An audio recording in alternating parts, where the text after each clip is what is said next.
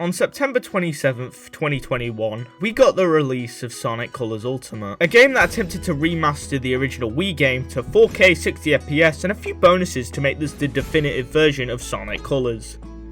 3 years later, it's still broken. I don't think I need to go into it too deeply, we all know the story, but just in case, Sonic Colors Ultimate was a rushed, buggy, and frankly lazy remaster of one of the most beloved Sonic games in the eyes of the general public. From an overhaul in visuals which do nothing but make the game look even worse than the Wii, to glitches not fixed from the original and adding completely new ones, this was inexcusable and honestly disgraceful as the only Sonic game to be released on the Hedgehog's 30th anniversary. The only way to make this game bearable is by mods, because Sega couldn't be bothered to patch it after the first 3 months. So now that there's rumors of Sega working on a Sonic Generations remaster, we're grieving the original game, terrified that it'll be another Colors Ultimate situation. But this time it's to an even more resoundingly praised game. And Shadow's here too. Ugh, this is such a cash grab for movie 3. He'll probably have as much relevance as Metal Sonic did in Colors Ultimate. Honestly, I think it's safe to say this will be another buggy mess to add to the pile. Wait, what? So, surprisingly to literally everyone, Sonic X Shadow Generations is really good. No, like, really good. Contenders for best Sonic game ever good. Hell, my biggest issue with the game is that I just wanted more. It's just that good. Now, to make it clear for what this game actually entails for people unaware, Sonic X Shadow Generations is practically 2 games in one, focusing on both Sonic and Shadow, which events are happening simultaneously. Sonic's side, of course, is Sonic Generations. It's just the beloved 2011 Xbox 360 and PS3 game, just tweaked to match current hardware, with it now running at 4K 60fps, whilst trying to preserve the original and what made that so special. Shadow's part of the game, however, is a new campaign which intends to allow new fans, specifically ones from the films, to get to know Shadow and his origins in time for the 3rd film this December, which they made very apparent in the interviews. So yeah, to simplify, this is just Mario 3D World Bowser's Fury, but with Sonic. It even has the same fucking title screen! Now, of course, as they're 2 separate games, I'll discuss them in their own sections, starting with Sonic Generations Remastered, and then move on to the Shadow Generations part of the collection afterwards.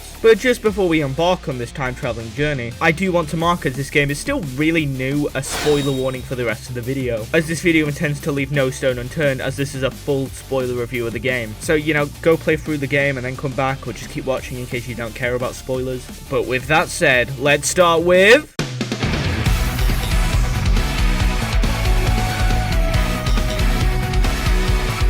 Now, Sonic Generations, fun fact, was actually my first ever Sonic game. I think I recall seeing footage of classic Sonic's rooftop run and was so excited to pick it up at our local game. Yes, that's what that shop's called in the UK. And to pick up a copy for the Xbox 360, and I loved it to death. Whenever I found out something new, it felt like some massive discovery. I vividly recall playing through Shadow's rival battle for the 1000th time and calling my whole family in when I realised, you could drift? But now, 13 years later, I still love it to death. Currently tied with Unleashed as my favourite Sonic game. Sure, it's got its shortcomings, like a very nothing story, not completely accurate Genesis controls, and a very underwhelming final boss. But at the end of the day, it's still a very fun and replayable game with arguably the best level design the Boost formula ever had. That's of course not even discussing the decade of level and character mods that make this a treasure trove of replayability. So when people are asking for what Sonic game they should start with, I always say to go with Generations, as it has a level from every mainline Sonic game up to that point, and the story is simple enough to not confuse or alienate newcomers.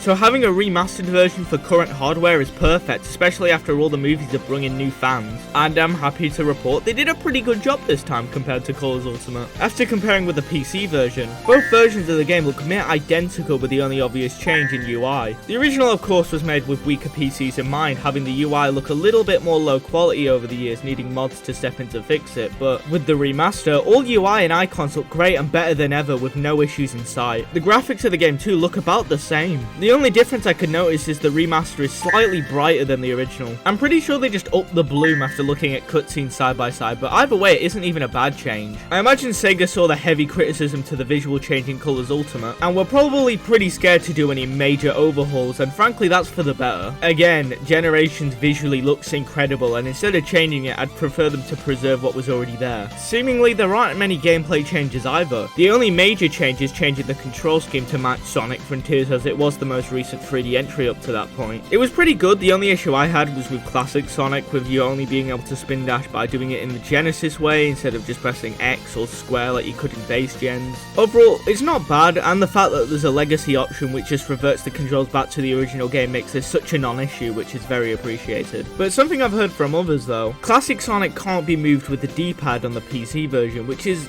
always been a thing before and is still possible on the console version, so it must have just been a massive oversight on PC. But as an addition to the remaster, is the gameplay addition of the drop dash from Sonic Mania, now being added to both classic and modern Sonic's movesets.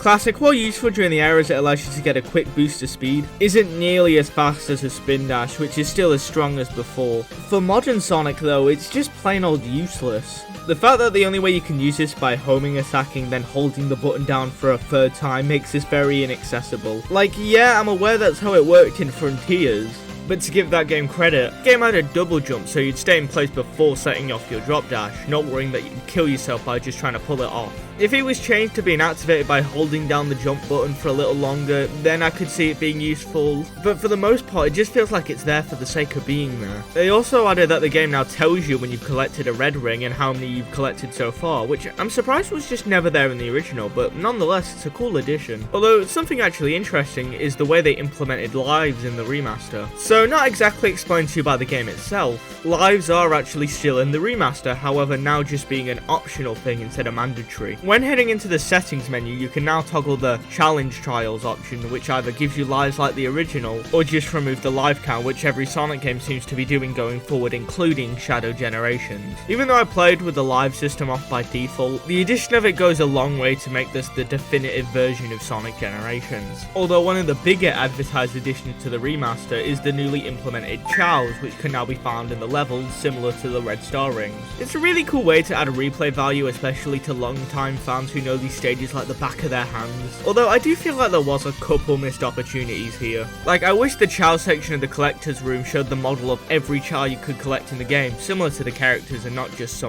screenshot of where you would find them. And I wish after you collected the chow in that level, it'd follow you until the goal ring, which would have been a really cool addition. It does that to some extent right after you collected it, but just after a little bit it just floats up into the air, never to be seen again. So having that as some sort of skill in the skill shop, allowing them to fly around you in levels, would be really cool. I haven't finished collecting them all myself, but from asking others who have, it seems they don't really lead to anything outside of being in the front of every respective level you can find them in, which is somewhat disappointing, especially when collecting all the red star rings to give classic Sonic a homing attack. So collecting all the chows leading to just nothing feels a little underwhelming. But once again, I'm more than happy that there's more to do in this game as someone who's played it for more than a decade. But now let's get on to the more controversial part of the remaster. Now, whilst not stated anywhere in the marketing material, the dialogue of Sonic Generations has been completely redone with a new script written by Ian Flynn, which when I heard I was quite intrigued. At most, I expected maybe a few cutscenes or tweaked dialogue to fit it in with Shadow Generations to have it all as one big cohesive story. But no. First, I'll start by saying that the fact they've needed to go over pre-rendered cutscenes means that we get all of these old crunchy cutscenes in the original now in 4K. And there's not really much to say, it just looks really good. I really like seeing these cutscenes I've seen in just fucking 240p now in 4K. But sadly, that's about all the positives I have with the cutscene changes, as for me, all the changes to the cutscenes and dialogue have been made inherently worse than the original. Now, the dialogue themselves isn't even that bad. To be honest, they're more or less just the same lines reworded, with at least half being the same line anyway. So I think we've pieced together more of what's happening, and it's not good. Okay, so we're pretty sure we've figured things out, and it's pretty dire. Although just throwing like a fucking reference like Sonic, instead of saying, "How did this happen?"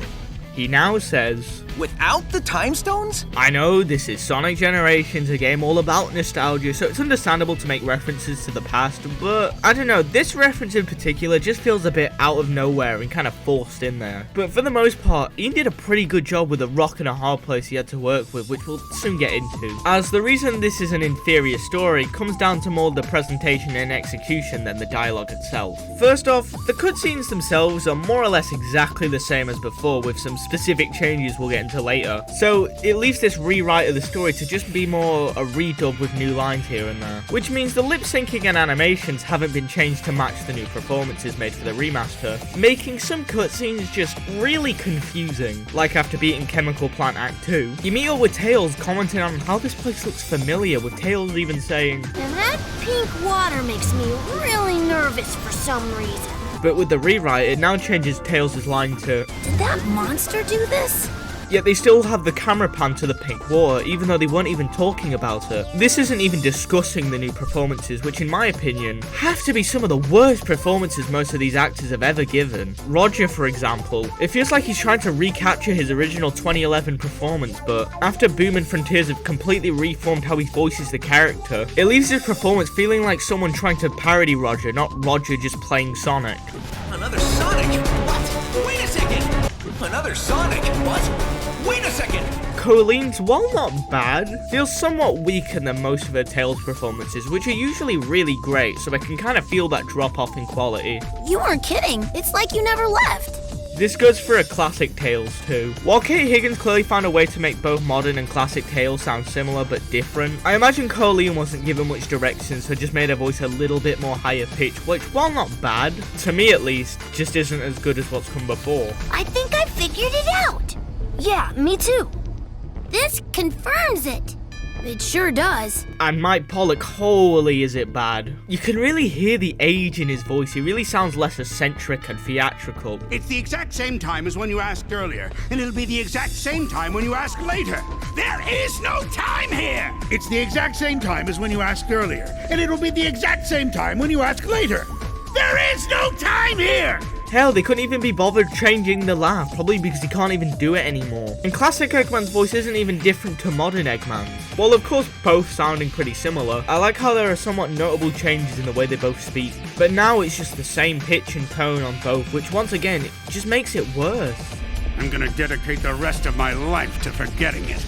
I'm gonna dedicate the rest of my life to forgetting it. But either way, I can't even blame the voice actors on this one. They've been given at times much longer lines which they need to say, in a fast speed to have it match with the pre-existing cutscene animations. So you have lines like during the final cutscene where Roger's speaking at a mile a minute. It was great teaming up with you, or me. Maybe this will fast track you to learning some new tricks in the future. Wait, I mean, past. Ugh, time travel's a chore. Although to actually point out a good performance for a minute, I believe Cindy Robinson did a really good performance as Amy in this one. It doesn't fall back into the Minnie Mouse trap that her early performances did, but it also doesn't become Frontiers where it's just so unrecognizable as Amy. Even if accidentally, they hit a perfect middle ground with her voice, and I hope it stays. But on the topic of Amy, that's not all they've changed. While they didn't go back and change the cutscenes themselves, much like I stated before, they do, however, go back and change specific elements of cutscenes, specifically Amy's, in the opening and ending cutscenes. Like here, just a second ago you could see Amy going in to give Sonic a hug, but when we cut back we see Sonic resolve this by putting a hand in front of her face so she just can't see him. You know, nothing offensive or anything, just a pretty funny gag. And now in the remaster, Amy still goes to hug Sonic, but when we cut back she's now just holding cupcakes to Sonic while he ignores her like an asshole. Then during the ending cutscene where Knuckles is downplaying the heroic act he and his classic self just performed, Amy bashes the man into the side of a tree just for somewhat mocking her beloved Sonic. You know, once again, a nice piece of slapstick. It was pretty funny. Here in the remaster though, she just pushes Knuckles a little bit. Why? Now, I imagine this is to keep Amy's personality consistent with their other current projects, as it's obvious they've minimized Amy's love for Sonic to them just now being friends for a while now, with Sonic Frontiers being the most blatant about it, with her whole arc in that game being to move away from Sonic. And while sure I'm not a big fan of the change, it's definitely something I need to get used to, and if that's the way they want to treat Amy in the future, then so be it. But going back to older games and changing Amy's personality there and acting like it was always a thing just rubs me the wrong way. It also just sets a bad precedent for future remakes. Like, imagine if Sega finally did cave in and make that Unleashed port. Who's to say they won't change Amy there as well? Like, you can even go on a date with her in that game. No way that would be possible with the current mindset they have for Amy. While I'm discussing changes to the original, I should also point out that that Rouge's back has been completely covered and her cleavage is gone.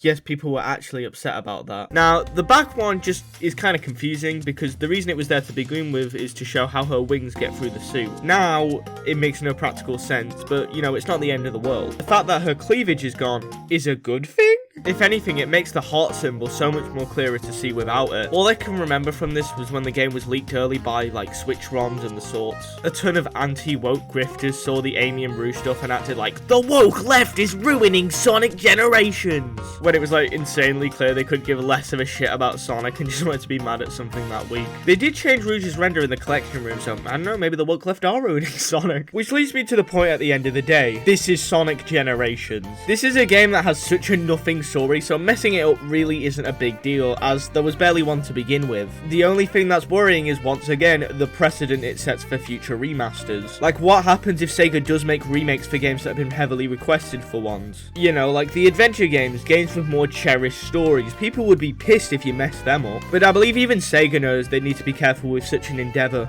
The only other addition to the remaster is the 2 new optional skins, one for Modern and one for Classic. For Modern, it's a skin based on his appearance in Sonic Adventure, specifically the Dreamcast version, which was earnable by pre-ordering the game. I've always been fond of these low poly skins, and I've always enjoyed how Sonic looked in SA1, so you know I was always wearing this throughout my first playthrough. For Classic, it's a skin based off his appearance in Sonic Jam for the Sega Saturn, which you could earn by signing up to the game's newsletter. First the soap shoes, then a Modern Amy skin, and now a Sonic Jam skin? What's the thing with newsletters? And you can get it on Steam by paying a single £1. Wish that could come to consoles someday, it's really cool. But nevertheless, these skins are really cool to try on, and having both Modern and Classic's first 3D models together is so cool to have. Overall, this is the best version of Sonic Generations. Sure, I may have gone on a bit due to the weird changes made to cutscenes, but once again, this is Sonic Generations where the focus is on the gameplay, which was preserved perfectly. Plus, the new additions to this version makes it feel fresh for older fans, so everybody gets something new out of this collection. But enough discussing the old. I know what you really came for. It's finally time to discuss the big part of this collection.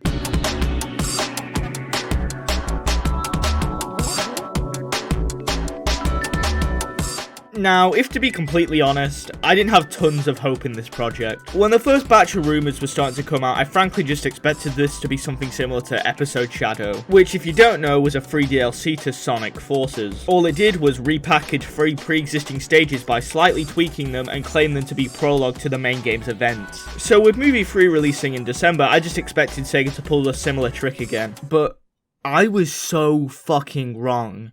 I'm so glad I was. Shadow Generations isn't some DLC or extra content. It's its own campaign with its fair amount of stages and bosses, and after playing through it all, I just wanted more. But just before hopping into discussing Shadow Generations, I think it'd make some sense to discuss Shadow's last big role being, well, Shadow the Hedgehog. And after playing through it all in anticipation for Shadow Generations, I mean, I don't hate it. I think the idea of playing through levels, doing specific missions which you'd see fit for Shadow, and reaching an ending which you'd created is cool, but I just feel it failed when it came to the execution of it all. While the game itself in a gameplay sense isn't all that bad, honestly the controls are pretty well for the most part, with the jump being able to give you enough time to focus and plan your next move. Having to play through all 10 endings, meaning you need to play through every story path at least twice, just to fight a boss you've already fought on another path, can get a bit repetitive, which is Shadow of 5's biggest problem, its repetition. If you were told you had to play through all main 5 story paths, hero, dark, neutral, semi-hero, semi-dark, then that's fine, but asking for 10 is asking for a lot.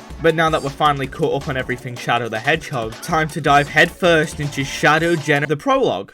What did you think I was gonna say? Now, similar to both Sonic Frontiers and Sonic Superstars, for some reason, Sonic X Shadow 2 has a set of animations intended to explain how the game's events got put into motion, called Dark Beginnings, which is a 3-episode prologue that explains why Shadow is on the Ark and how he expected the return of Black Doom. And this prologue in and of itself has some of the best Sonic animation we've ever had. Shadow versus Emerald, Team Dark versus the Eggbreaker, and Shadow just annihilating a Blue Falcon. All of these are such a visual treat with some insane levels of fight choreography. Hell, episode 1 alone was such a treat, being a nightmare of Shadow viciously being thrown through all these tragic moments of Maria and the Ark. Also being the first acknowledgement since holy shit, Adventure 2, that we see the moon is actually still in 2, with the other half now creating some sort of ring like Saturn, which is such a cool visual touch. But to judge the animation on what it has in substance, it's still really good, although I feel like the whole 3-episode thing was more of a marketing choice and not intentional. Watching this all as one 15-minute short film flows a lot better, because episode 2 especially feels like it stops when it's just getting started. But aside from that one pacing problem, the prologue is a decent treat on the story side, showing us while Shadow is quite the loner, people do support him and trust him, shown off mostly by the gun agent, now called Abraham Towers, which was his name in the Archie comics, telling Rouge that while he and Shadow had a messy past, especially in Shadow 05, that's water under the bridge and he would fully support him if he had just asked for help. This is as well shown off with Team Dark, although to quite the lesser extent. While they make it clear as day that this team up was unplanned and just a mere coincidence, they still work so efficiently as a unit, destroying the Eggbreaker in seconds. But the way the prologue ends, seeing Shadow begin to get tons of memories or probably visions of him and Maria together, happy, forcing himself to snap out of it and focus on the task at hand. My life was taken from me long ago. I need to focus on the mission at hand. A threat lurks aboard the Ark, and I must eliminate it. Where we see in the Ark that Black Doom is there, ready to begin his reign once more. Just brilliant, man. But either way, after Frontier's Divergence and now Dark Beginnings, we need a Sonic show in this style, man. Sure, Prime was great on the animation side, it was just surely lacking with the writing side. But with Ian Flynn after this prologue, and in my opinion, has shown he can do more mature stories with these characters. Makes me think he deserves a shot of penning a whole Sonic show. Okay, quick editor's note. So, after saying this in the script, Daniel RPK, the person who was having with all the Sonic Movie 3 trailer stuff, saying it was going to come out every month until he got it right, he's now saying that Sega is actually working on another Sonic show, and bro, it better be like Divergence and Dark Beginnings, I fucking beg. I hope this happens as well. I mean, it doesn't just not happen, you know, this is just another like false lead. Please let this happen. Anyway, back to the video. But if you remember with Frontiers, the main issue with that game's prologue is that it wasn't actually in the game itself, which I said in my review at the time. My biggest issue, however, is there's no access to this animation in the game itself. Now sure, this has happened with previous games, but none of them have ever been titled as a prologue to those games' events. I just think there should have been some way to access these cutscenes in the final game, but thankfully that issue has been resolved. Kind of. You see, the prologue is in Shadow Generations alongside a bonus scene and the animatic version, but it's a PlayStation exclusive. Although based on how this trailer got revealed at a PlayStation State of Play and had a special trailer made by PlayStation, most likely means that Sega struck some sort of deal with PlayStation to give their version of the game some special perk compared to the others. But it still sucks having the prologue, something setting up the game's events, as a console exclusive. I can only hope this is a limited time thing and it'll eventually come to PC and the other consoles at a later date. You know, like the fucking games. But to touch on the specific extras on the PlayStation version, there's an extra fully animated scene at the end of the prologue after all the credits, which, you know, like the rest of the prologue, it's really fucking good. But based on where the animatic version shows this scene would have taken place instead of the quick flashes of Maria at the end of episode 3, I personally prefer the final version, at least personally, being a little bit more relatable to me, but either way, this scene is exceptional and I'm glad we got to see it in some shape or form. Then there's the animatic version of the prologue, which features alterations of scenes or just scenes that got scrapped entirely due to presumably time. And this adds a whole 4 extra minutes, and honestly, it's a damn shame some of these scenes got cut because some are really good and add a lot of character. For starters, Shadow heading to face Emerald had a much more quieter and scarier vibe, with Maria in pain begging Shadow to save Gerald, with Shadow just walking in, adding a lot more of a sinister vibe compared to the final where he just sprints right in. Another and a more bigger one, a whole cutscene between Team Dark after defeating the Eggbreaker, getting more into detail why they head to the gun base, and frankly, just a lot better showing the banter between Team Dark, which is always fun.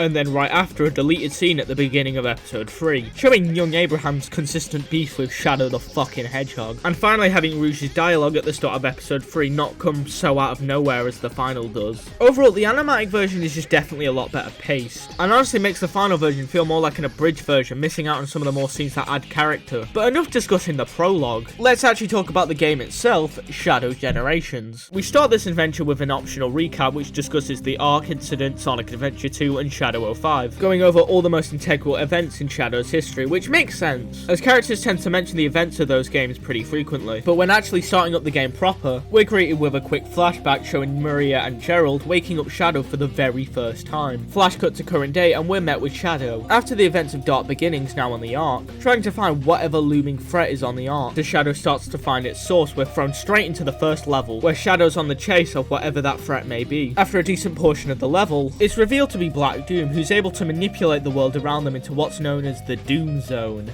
which is just Radical Highway for some reason. After leaving Black Doom forced to retreat, we find the fake Chaos Emerald from Sonic Adventure 2? I mean, there'd be no reason to grab it after the events of those games, so I guess it would still be here. And this is probably not important, right? But similar to Sonic's side of the story, the Time Eater shows up, leaving Shadow in his very own white space alongside Omega. But now that I've given a brief synopsis of what the opening is, let's discuss the game in chunks like I've done before. Now, the controls of Shadow Generations, while packaged in with the original 2011 Sonic Generations, it's actually more of an evolution on Sonic Frontiers' cyberspace controls, as it was the most recent mainline game. Now, in Frontiers, the cyberspace controls were definitely the weak link of that game, putting Frontier Sonic one that's more specifically slower just for the sake of being able to easily control in an open space, in levels from the boost formula, which was created with a higher speed Sonic and a focus on reaction times. This just led to some of the worst feeling Sonic gameplay. Sonic just feels awkward to move, being so rigid to turn, having such a long time between homing attacks, and just rather slow. Now here in Shadow Generations, that's actually been improved immensely. Shadow is fast, of course not the same length as the boost games, but definitely a huge step up from cyberspace. His homing attack is a lot quicker, with him able to teleport from enemy to enemy, adding some spectacle to it, and as well, his turning is really smooth. Honestly, this just feels like what Frontiers was attempting to do, have a perfect mash of boost formula and adventure games combined into one. Although based on how the Final Horizons was more focused on the spin dash, I wouldn't be surprised if Frontiers 2 just cuts the boost and sticks to momentum gameplay now. But while playing pretty well in the levels themselves, I do feel his mobility in the open zone is sort of lacking. Mostly with the boost, I just feel chained, like I can't go as fast as I want to compared to Frontiers. But now you're probably thinking, open zone? Well, it turns out, unlike Sonic's white space, which is just a 2D plane that's just a hub to get from level to level, here in Shadow's portion, white space has become a mini open zone based on what's seen in Sonic Frontiers. And for what it's worth, it's not bad. Now, don't expect anything huge, it's around the same size as Chronos, probably even a bit smaller. But with its main purpose being to have extra platforming and ways to test out your newly acquired Doom powers in an easy space is commendable. Once again, do not expect things from the open zone, it's just a big hub world to store the levels and bosses. The levels themselves is where the main meat of the game lies. And I've got good news on all the levels. It's all great! There is no level in this game where I'd point to and say this is where the game falls off, because the game doesn't skip a beat. Every level is full of fun and genuinely engaging multiple pathways that you're most likely going to miss on a first playthrough, leading to just more replay value. More of a personal thing, but I really like Frontiers' fully 3D or fully 2D level style coming back in this game. I really appreciate that. And even still, these levels are really long. Yeah, even the 2D ones! Like, a Sonic Generations level would take you maybe 2, maybe 3 if it's a particularly long level. But in Shadow Generations, levels can go on for minutes, the shortest being at 2 and the longest being at 5. Remember when Forces' average runtime would be like a minute? We've come a long way. That's not even mentioning the many Doom powers, which add so much when it comes to platforming. Chaos Control, while technically not a Doom power, is a power exclusive to Shadow and definitely works in a similar way, becoming very handy in platforming scenarios. In Space Colony Arc, you can stand on rockets. Rail Canyon, you can stop time before the enemy blows up an alternate path. And Sunset Heights, where you can use the rubble that the Death Egg robots are throwing at you to get to an alternate path. It's just very cool to have this time stop power pretty much in the back of your pocket at any moment. But the first actual Doom power you unlock is the Doom Spear, which just upgrades your Chaos Spear from stunning one enemy up to 5. Which, yeah, it can be quite useful in certain scenarios, but just isn't as interesting on what comes later. Maybe I should just give a merit that this time they didn't give the most OP power at the start of the game for once. The second is the Doom Blast, that allows you to kick certain enemies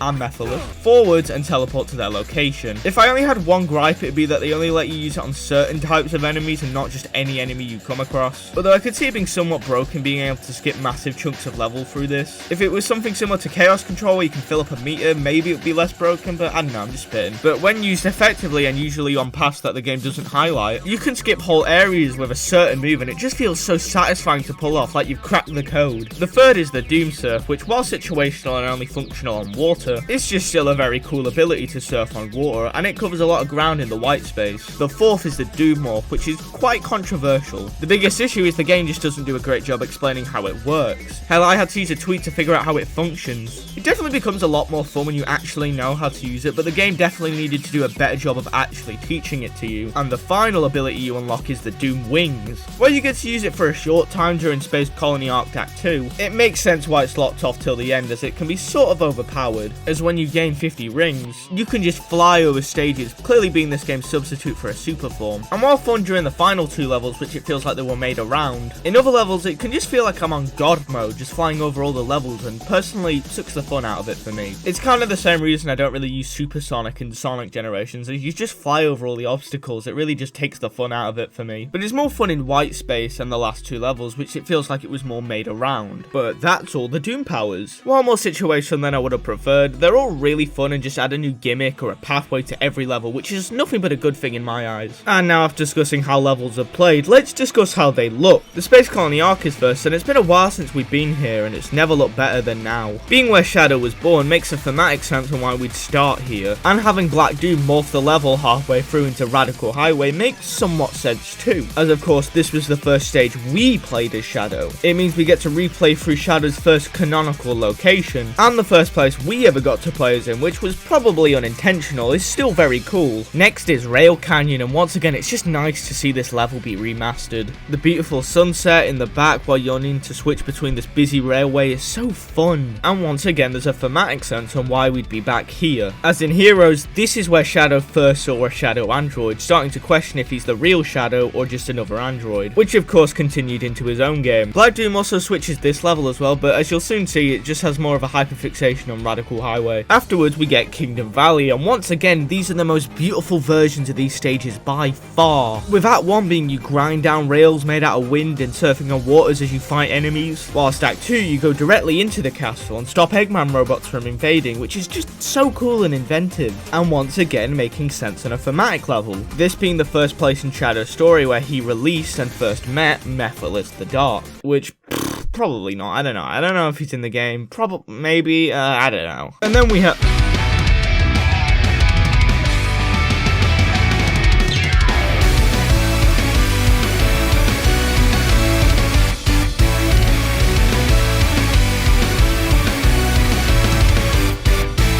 Holy shit. They did it. They fucking did it! They brought back Sunset Heights from Sonic Forces. I made it so cool! Running through the war-torn streets of this presumably once peaceful town, grinding down the arm of a Death Egg robot just to fall down into the undergrounds of the city, which we only saw glimpses of in the original game. Hell, look at the graphical bump between Forces and Shadow Generations. Even though both running on the Hedgehog engine too, this shit is night and day. And that...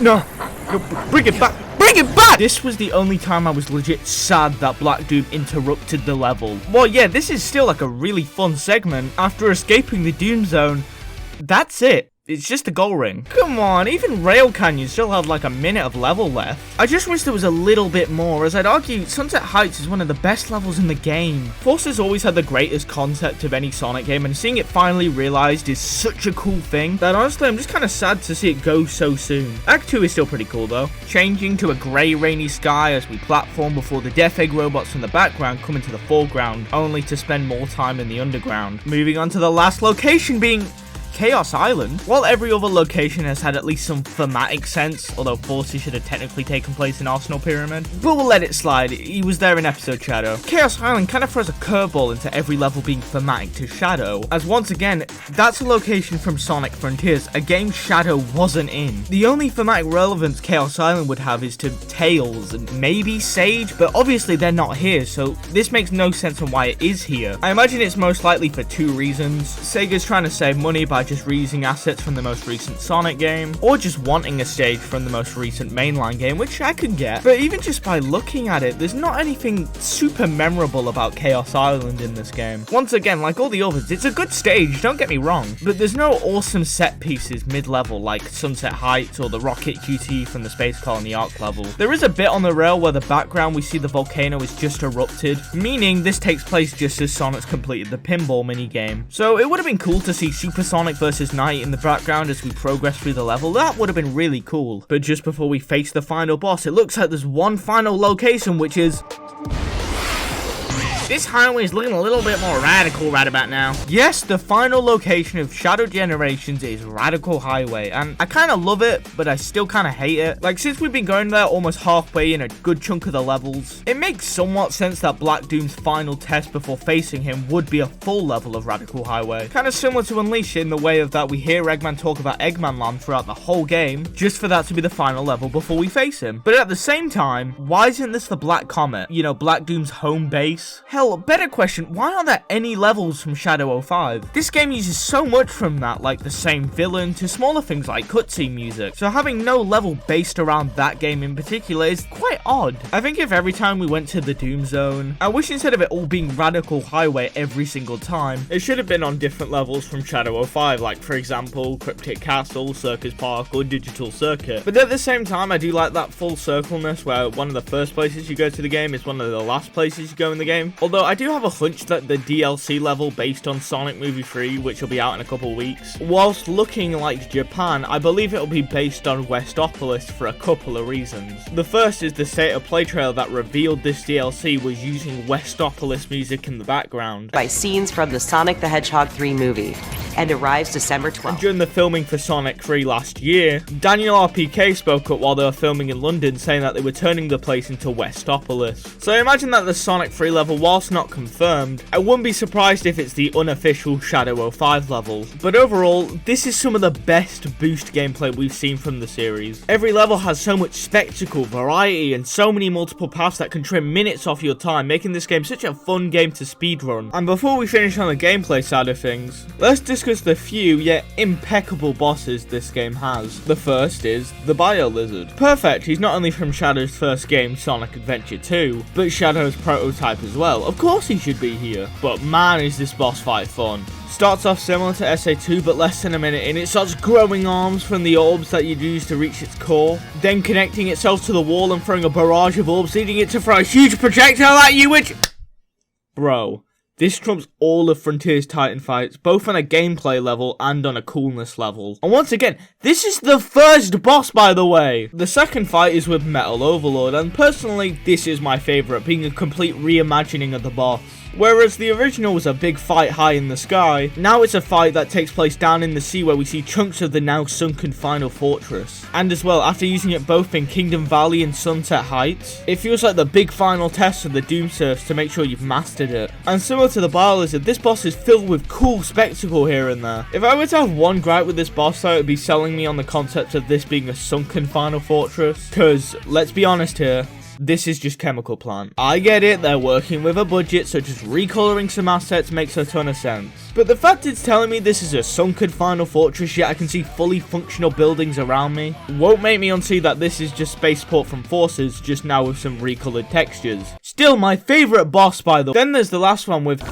Has Sega gone insane? We now have a fight with the one, the only, Mephiles the Dark. Now, just like all the others, it's another super fun fight, with this one focusing on the Doom Morph. As similar to Metal Overlord, making sure you've mastered the Doom Surf, Mephiles does the same with the Doom Morph. But something to add to Mephiles' boss is the dialogue specifically. Sure, there's been dialogue in the previous two fights, but they've never been that interesting or deep. Shadow starts the Bio Lizard fight by having sympathy with his intent to just put it out of its misery. While Metal can talk, he doesn't really say anything that interesting, just hyping himself up and trash talking when throwing hits. But Mephiles is the only one to have proper dialogue throughout the whole fight, and it shows us a completely new perspective on his character. Since 06 got its events erased from the timeline, Mephiles isn't just using the whole time stream being out of whack to pull some evil scheme, but to just exist. Robbie Damon's new direction for the character, while not sounding anything like Dan Green's, fits more with this context. Mephiles, unlike 06, can't trick anyone or anything to make sure his plans work. He's just fighting for the mere chance to exist. With him getting frustrated with Shadow forgetting who he is, begging and screaming when he's been taken down, he yells, To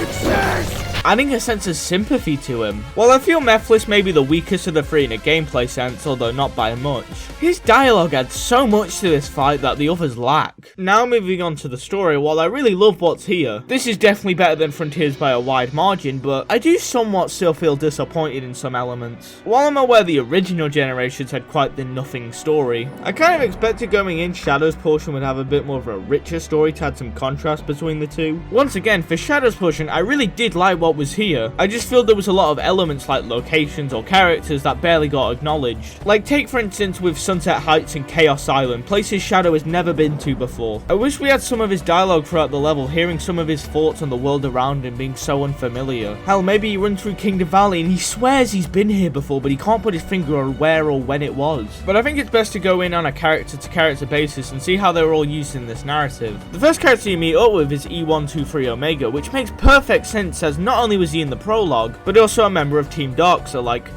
no duh, and the way he's used is pretty well done for the most part. When speaking to him, he just exposits information on a place or an enemy you're about to tackle, but adding his own destructive charm to it. Like when explaining what Kingdom Valley actually is, he remarks that he's unable to enter as he's just that powerful, he just wrecked the place. And hell, at some point we see a softer side of him, discussing how he's worried after losing contact with Rouge, or telling Shadow while as a robot he can't understand concepts such as trust. Working with him and Rouge is agreeable. Next is, huh? So, Orbot and Cubot are just here, I guess? Okay. The main reason they're here is to add a side quest about them trying to use a rocket to escape white space. They don't, by the way. The character placement here feels like they saw what was already in Sonic Generations, and then went, well, who isn't there, and just added the 4 to 5 characters they didn't use in the original game, even though these characters don't really have any relevance to Shadow as a character. Hell, since this technically takes place after Colors, this is the first time Orbot and Cubot have ever met Shadow, yet they talk to him like they've already known each other since this is technically their first meeting, unless Colors DS is canon. After Kingdom Valley is, I mean, that's sort of funny. I'm kind of indifferent of Big being here, as it does continue the trend of him just being a guy caught up in these massive adventures. But on the other hand, I feel like there's so many other characters who deserve that slot more. Specifically Abraham Tower, as not only is he relevant to Shadow as a character, but I expected to show up after being a key character near the end of the prologue. But I feel if you get rid of Orbot and Cubot and put Big there with Abraham going in Kingdom Valley, then it all works out. Now, while not a character in the white space, but for the sake of having both stories align, we meet up with Sonic, and man is he written well. He's so cocky and of course has such a nice contrast with Shadow. Whereas Shadow sees this as a mission he needs to complete, Sonic just sees this as a fun race for the Emerald. And I appreciate how smug he is when he wins as well, pretty much saying, I won, get fucked. Sorry for the shit impression, by the way. That's not even mentioning the great animation on display, which might I add goes for the whole game, actually. Compared to Frontiers' cutscenes in quality, it's a night and day comparison. Characters fighting, racing, and just in general showing a better range of emotion. And hey, they're actually animating the brow this time. Good to see some of my Frontiers criticisms actually got acknowledged. I imagine this is the first game where we can see the effects of Frontiers' success and the higher budgets. And I can't wait to see what they can do with a proper Frontiers sequel. Also, it makes me think that these models aren't even the problem anymore, because this is the same Frontiers Sonic model, and Sonic's never looked this cool in like forever. All it took was a higher budget and animators who actually know how to use these models. But after the battle with Shadow losing as to follow base generations events, Shadow... No, he has a fake emerald. I'll have you swap it for the real thing after I'm finished with my mission. That's my goat right there. Well, clearly not intentional in the slightest. The fact that all these weird coincidences from the franchise lead to Shadow having some perfect 4D chess move makes this feel somewhat planned, even though there's no way in God's name this could have been. But disappointing how we didn't actually get a proper Sonic boss fight. We haven't got one of them since 06, wow. It is nice to get it in at least cutscene form, especially since the cutscene can actually have cool fight scenes again. Now, of course, there's the main big bad of this campaign being Black Doom. Somehow rebuilding his body, even though his whole comic got one shot, and has been planning to come back with the Black Arm someday to truly conquer the world. The reasoning he's doing it now is due to the Time Eater, which of course is unintentional as that was Eggman, but Doom plans to use its meddling of time to his own benefit, as it puts his plan for world domination into motion a lot sooner than he would have expected. But what Doom wants with Shadow is him. or more specifically, his body. The Doom powers, as explained by Gerald, are all actually a part of Black Doom's grand design to make Shadow the ultimate warrior, and so Doom will either take over Shadow's mind or take over his body and be reborn in Shadow, which I wish they actually showed Doom trying to take over Shadow's body more. I believe they only do it once near the end of the game, but for the most part, he's just kind of rebuilding himself, and that's it. Only times we get to see him is either through Doom's eye or a hologram by Doom's eye. Hell, we don't actually get to meet Doom in the flesh until the final boss. Although I do think the game does a good job of making sure his presence is always there with the Black Moon, always watching your every move, which makes the white space just a little bit more unnerving. But what actually got me sold on this game's story was the implementation of two characters, Gerald and Maria Robotnik. Now, we've never seen a whole lot of them always being in flashbacks because, you know, they're currently 6 feet in the ground, but here, they're back. They're really back. We see them early off in the distance, but Shadow instantly pushes it aside and following what he said at the end of Shadow 05, putting the past behind him with him quickly saying he's just seeing things and to focus on the task at hand. Later on after Sunset Heights, he saves Maria from "Holy shit, Shadow, he's just a boy! He's just a boy!" But when Shadow sees it's Maria, he's stunned. And when he sees Gerald, he's shaken to the core. Understandable why he's so shaken at Gerald. He's seen all the vengeful actions he did after the Ark incident. This, of course, is a Gerald and Maria before the Ark raid, meaning Shadow can't exactly say what's going to happen to them, leaving just a general sadness to their conversations, especially to do with Maria's optional dialogue. Mentioning that before boarding the Ark, she mentions a trip that she went on with her family going to Spagonia, just showing she was just a kid. And what makes it worse is this line. I miss my family.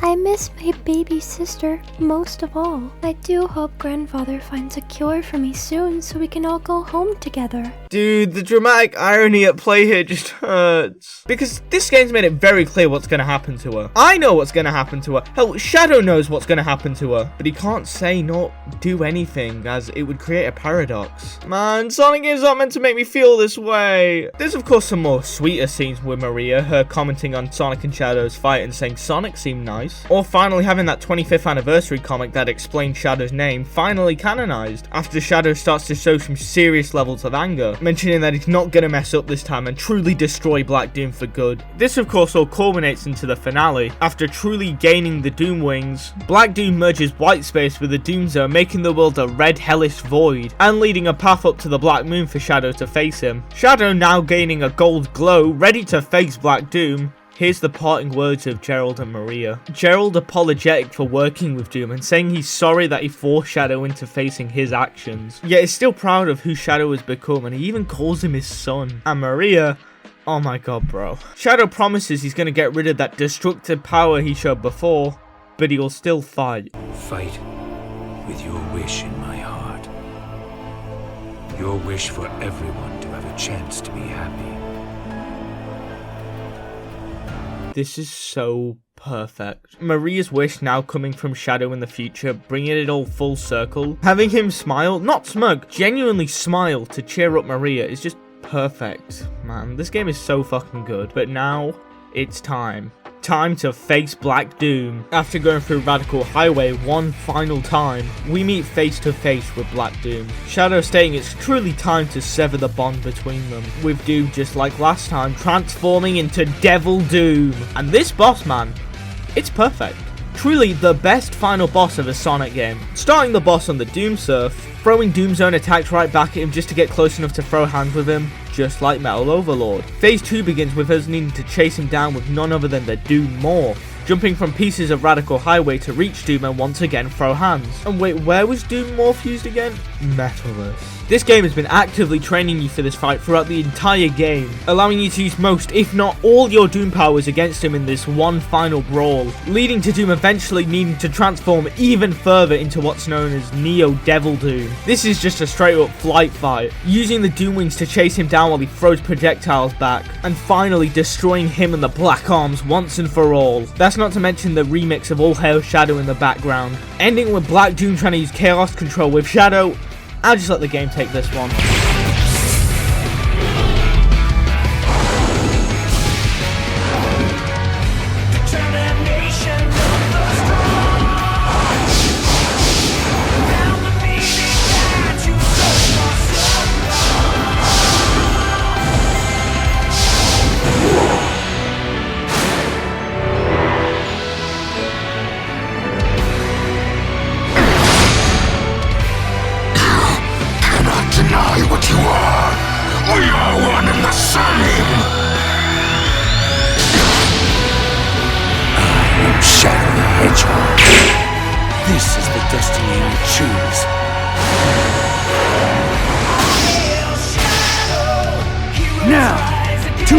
this.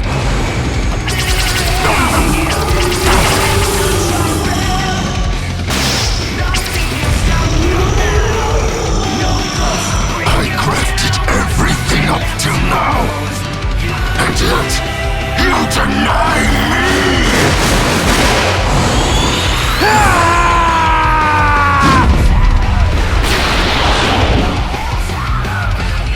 Shadow, no!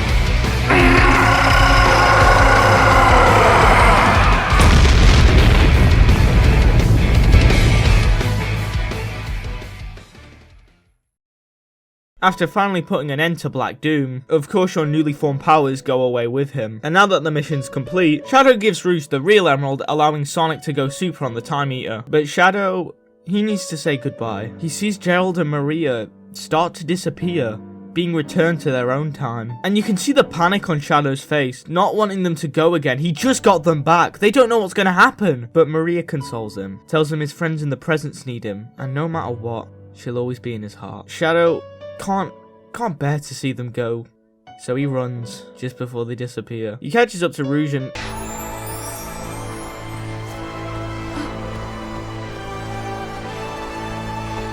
I'm speechless. So that was Sonic X Shadow Generations, and that was a masterpiece, no other way of saying it. This is a game I enjoyed from beginning to end, yet I never knew I truly needed. If you haven't already, please buy Sonic X Shadow Generations. It has to be one of the best Sonic games, well, ever. Sonic Frontiers, no matter how much I love that game, I can't lie when I say it ebbs and flows in its quality, leaving it to have some really high highs, but some really low lows. Sonic X Shadow, while not reaching the highest highs of Frontiers, is a more overall consistently quality game, which not only features an evolution on the last mainline game's gameplay, but also just features the beloved Sonic Generations. Sonic X Shadow gives me so much hope for the future, as I'd like to remind you, this is a side game. This isn't the next big 3D entry to follow up Sonic Frontiers, but a 3D entry that's more or less attempting to hype people up for the big Sonic movie releasing in less than a month. But that's about all I have to say, except one final thing. All hail Shadow, the hero that rose again and always fought like he always had. Okay, see you next time. Another water in the night.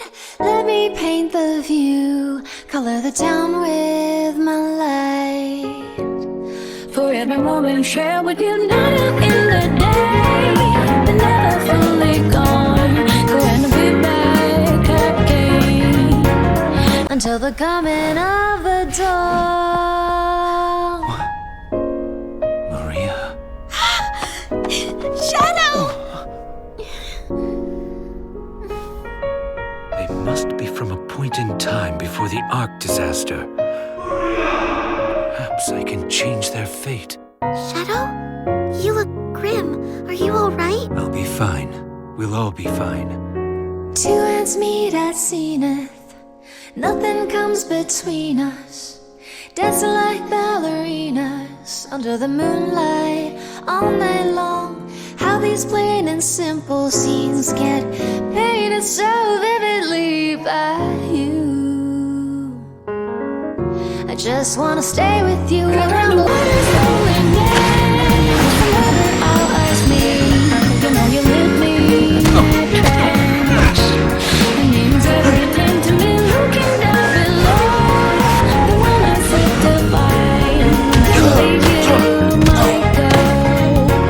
Remember you'll be on my mind. I was watching over me, so now you make me feel invincible. Power to my soul, yeah.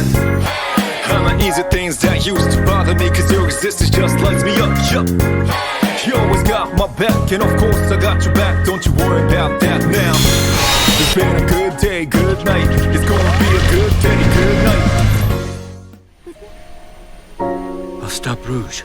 Use Chaos Control. Stop this moment in time. Shadow? No. I don't want to be frozen in one place in time. As I drift across the sky, But you don't know what's going to the happen. hour hand turns high. So good night. Let me say